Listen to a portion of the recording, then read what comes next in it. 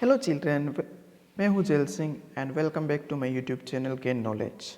So today we are going to learn standard 9 social science book of Gujarat state board chapter 1 rise of British rule in India part 3. Okay, so we are in the previous part we are continuing the expansion of a company's rule in India. So we'll continue that topic till the William Bentinck we had completed.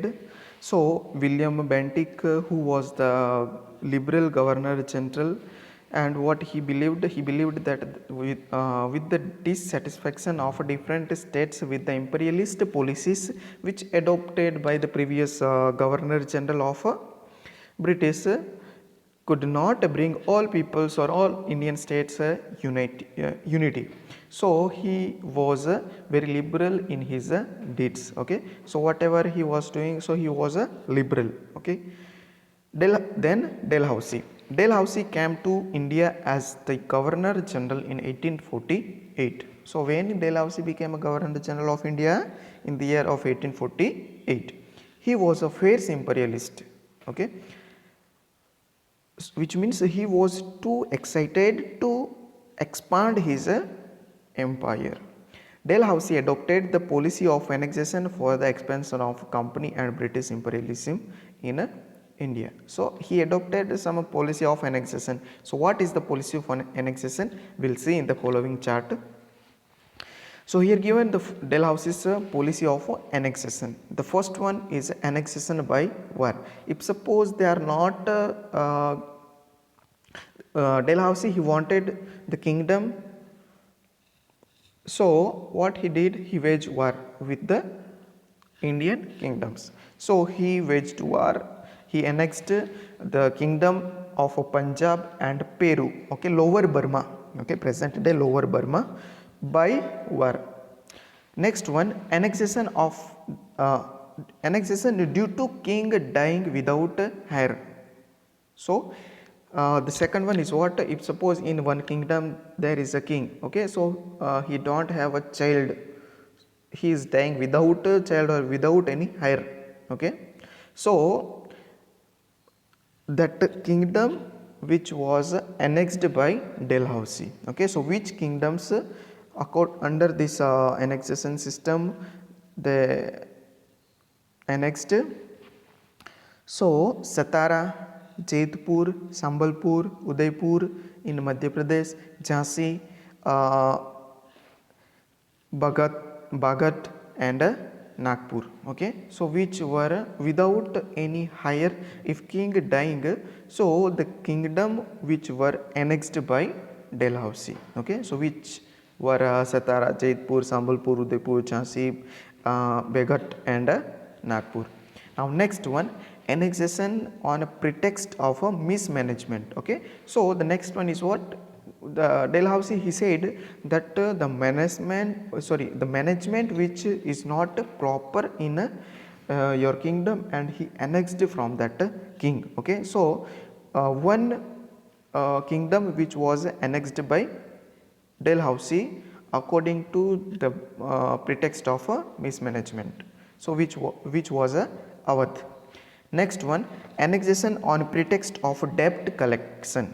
Debt collection, which means if suppose the company they are giving a loan to the kingdom for maintenance of their kingdom. So if the kingdom or the king they are not able to repay the loan to the company, so here the company or the Dalhousie's, according to the Dalhousie's policy, the company they can annex the kingdom or a part of a kingdom to collect revenue from them. Okay, to collect the loan from the kingdom. So which is a Nazis province which was annexed under the pretext of debt collection. Next one, annexation to end a namesake rule. Okay, annexation and to end a namesake rule, which means if suppose one kingdom is there, so in that kingdom actually the Britishers they are governing. Okay, whatever the revenue which is collected by English East India Company and the rules which made by the English East India Company, but only some Indian rulers, they are taking care of the province or the kingdom. So they are just telling them that now no required of your, and we will manage this kingdom. So likewise they are annexed the kingdom which were Karnataka and Tanjore. So besides being an imperialist, Dalhousie was also a reformist. A reformist, which means the existing system he reformed. Okay, the first railway line in India between Mumbai and Thane in 1853, Anno Domini, wireless system between India and England established of public works department. Okay, so what things were established by the Governor General of India, Dalhousie? So the first railway line when they established in 1853, in between which took place in India, Mumbai and Thane, and wireless system. Okay, and English education also started by Dalhousie. Okay, so which was a turning point of Indians. Okay, which was a turning point for Indian peoples. So they started to learn in English. They started to get education in English language. They were all introduced during his tenure. Okay, so the old things, the first railway line, wireless system, the public works departments, and English education, which were started during the time period of Dalhousie when he was a Governor General of India. He passed laws to ban child marriage and advocated widow remarriage. Okay, so he passed a law for what? Child marriage. He banned child marriage, which means at the small age the child they were married. Okay, so which was a banned. Okay, which was closed by Dalhousie, and he advocated widow remarriage. So at that time period, throughout some region, sati system which was a practiced. Sati system, which means what? If suppose within one family, if husband died, okay, so with the husband, wife has to buried with him. Okay, so that is the sati system. Here the widow cannot remarriage with other one. Okay, so here he advocated, which means he promoted widow remarriage. He made laws for a widow remarriage. Within 100 years from the Battle of Plassey in 1757, the British rule and the empire both expanded. So within the 100 years from the Battle of Plassey, okay, from 1757 to till 1857, till the revolt of 1857, the British rule and the empire of Britishers which was expanded. Okay, but in the process they had to face the dissatisfaction of the Indian states, and this was manifested in the form of first struggle for independence in the 1857 Anno Domini. Okay, so which is revolt of 1857, which was also known as the first Indian independence war. So here in 1857 the peoples, they were dissatisfied with the with the British company, okay, with their rule, with their empire. So here the people from India, they manifested, they start to show their dissatisfaction to the Britishers, and the first struggle for independence which was started in 1857 as a revolt of 1857. Next point, economic impact of the company rule. Okay, so how economically company were affected, how economically India were affected by the company. So when we evaluate the 100 years of India company rule in India, we realize that India, which had a enviable position in the world in the previous countries, became merely a country that produced raw material for England and prospective market for goods produced in factories. Okay, so in this 100 years, which means from 1757, from the battle of Plassey to till revolt of 1857, within this 100 years time period, the Indian, what was the situation or position of India, okay, within this 100 years, how the economy changed. So in the before 100 years, India, they were not dependent on other countries, okay, they can manufacture their goods, so they were export their goods to the other countries. But here now the India, they became a raw material producer for the England, okay, for the companies in England. So now they are just producing raw material for England, and India became a market for goods which produced in European countries. Bengal exported cotton cloth, raw silk, sugar, jute, muslin in 1708 to 1756. Okay, so what all things which were exported by Bengal to the other countries?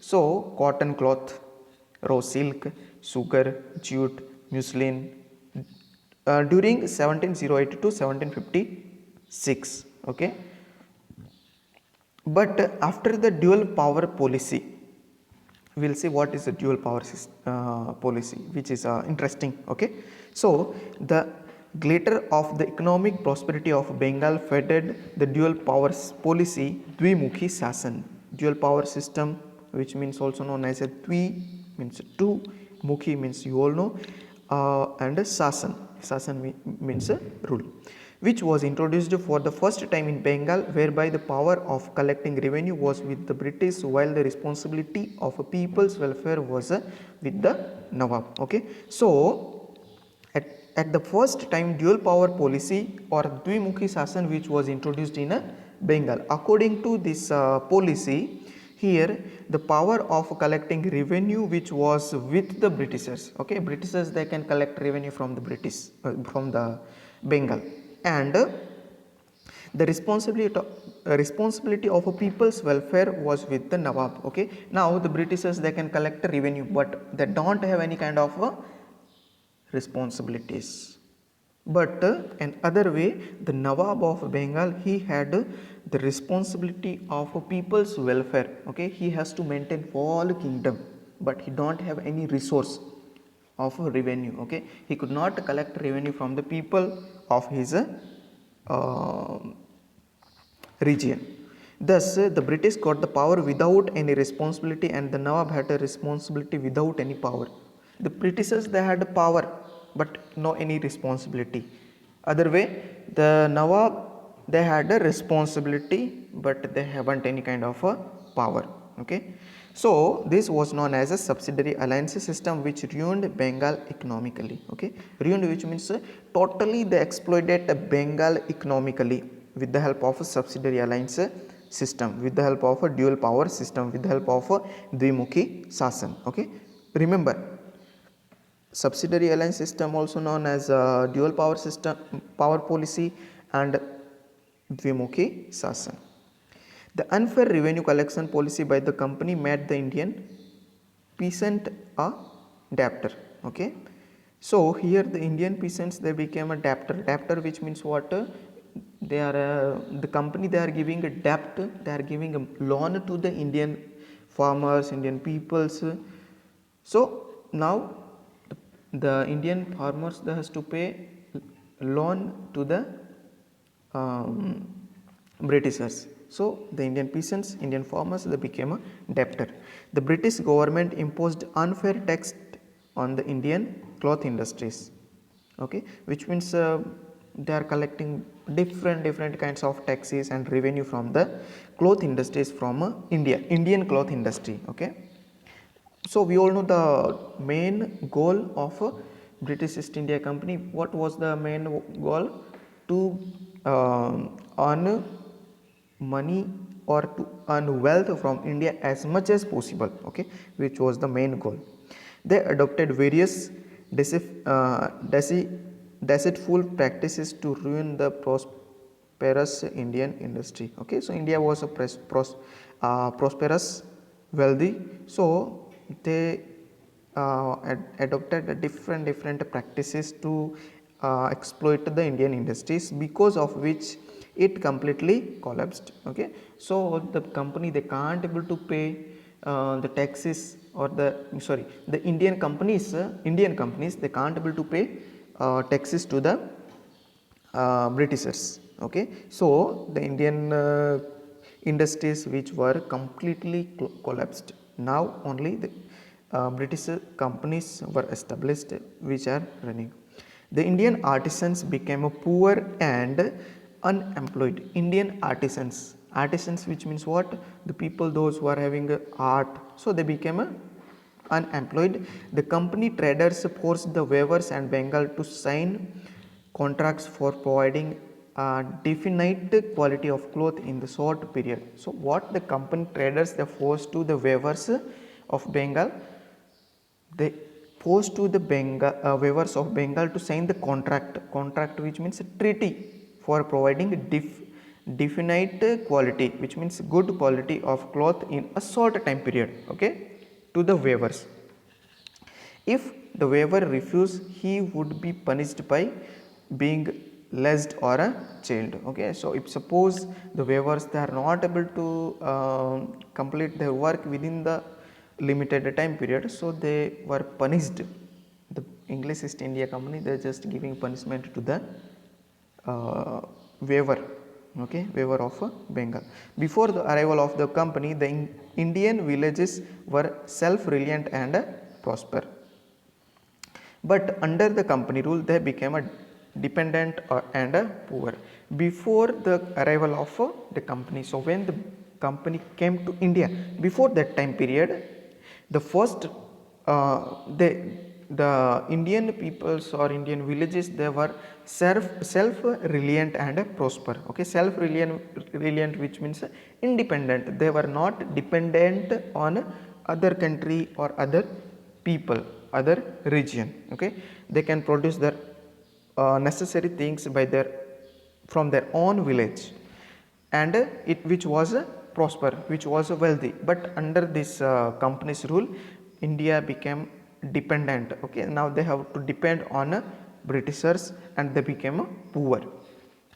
During the rule of East India Company, the first railway line between Mumbai and Thane and steamer services between India and England was started, and development of the port in Mumbai, Madras, Chennai and Kolkata also took place. Okay, so during the English East India Company's rule, the first railway line between Mumbai and Thane in 1853, and steamer service between India and England which was started, and some port also developed. Okay, so at Mumbai, Madras and Chennai and Kolkata. Now social impact, how the societies were affected during the company rule. During the British administration, the spirit of freedom of speech and thoughts developed among people due to the development of a newspaper. Okay, so during this time period, during the time period of company rule, here the freedom of a speech which was developed, the people that which through the development of a newspaper. Okay, so the spirit which means what we can say passion which was developed by increasing in the development of a newspaper. In this Indian society, certain wrong social customs, rites and rituals were prevalent during this time, like sati system, female infanticide, child marriage, etc. Okay, so during this time period, some wrong rituals, okay, which wrong rituals within the society according to the social society's customs which were going on, like a sati system, as I told, female infanticide which means a female girl child. If suppose in one family one female baby came, so the family, they don't want her, so what they are doing, so they were died to they were killed to her with, by putting in a one basket which is filled with milk. Okay, so which was a female infanticide and child marriage. Okay, child marriage you all know. Rajaram Mohan Roy, Durgaram Mehta, Behramji Malbari, etc. were the stalwarts whose role was instrumental in getting the law passed with the help of Britishers. Okay, so they worked as social reformers. Okay, who? Durgaram Mehta, Behramji Malbari, and Rajaram Mohan Rai. As the administrative framework in India was anglicized, there was a demand for people with knowledge of English. Okay, so main point. Okay, what is the main point? So in administrative framework in India, which was in English. Okay, so whatever the laws which made by the Britishers, which was written in English language. So now the demand for people who knows the knowledge of English, which was increased. Demand of people of knowledge of English were increased. English education began to be imparted in India due to Lord Macaulay's endeavor, which means during the time period of Lord Macaulay, here English education began. Okay, so remember 1 mark question maybe. Okay, so who introduced English education in India? So Lord Macaulay, as recommended by Charles Wood. Okay, so what the Britishers they thought, if suppose you started English education in India, so just we will establish some universities also. Okay, so the by recommended by Charles Wood, universities were established in Mumbai, Madras, and Kolkata. Okay, remember Mumbai in Maharashtra, Madras, Chennai in Tamil Nadu, and Kolkata in West Bengal. A whole class of people with knowledge of English developed because of English education. Okay, so now the people from whole one class which was developed during this time period with the English education from India. Okay, not from Britishers, they already know English, but now here in India some one class he became around the society who knows English education. With the passage of time, this group made demand for social reforms and gave momentum to the process of reforms. Okay, so after within this time period, just this group who knows English that demanded for social reforms and gave momentum to the process of reforms. So they started the continuing the social reforms in India. Okay. Conclusion. Thus the East India Company came to India being allured by the prosperity and trade opportunity. The company rule in India produced certain goods and bad results in the political, economic and social and cultural fields. The company adopted the policy of making England prosperous at the cost of India, and the reforms they made in the administrations for their own interest indirectly proved to be beneficial for India. Okay, so here we can see the company at the beginning. The company they came to India for a trade purpose. Okay, they all know that in India there was a good trade opportunity. So because of that they came to India. They produced certain goods from India, which was a bad result for Indian politics, economic system, social background, cultural beliefs, and the company they adopted some policies which making England prosperous at the cost of India. So the England they made some policies. We all know the subsidiary alliance. They are according to which the India companies they are just converting, or they are just annexed some kingdoms from India. So here the policies, whatever the policies which introduced by the company in India, which make in England prosper, wealthy, and India poor. Okay, so India became poor. Okay, so the administrative system and English education which was a benefit for India, okay, which was a benefit. Nowadays we can see English education which was important, okay, in this age. I hope you all understand this lesson. Thank you for watching this video. We'll see you again with the next lesson, chapter 2.